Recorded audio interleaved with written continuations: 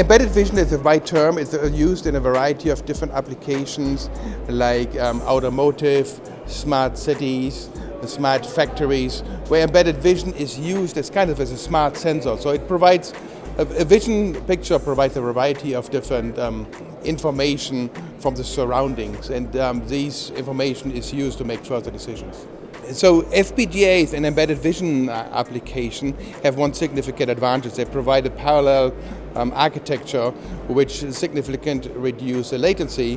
Also, they are highly flexible to connect to a variety of different sensors. It can be image sensors, it can be radar sensors or infrared sensors, and they are also there to adapt to existing infrastructures. Nexus is a new platform for our FPGAs, and in December we announced our first device, the Crosslink NX, on that 28 nanometer FD-SOI platform. The advantage is really providing extremely low power consumption at a high performance rate.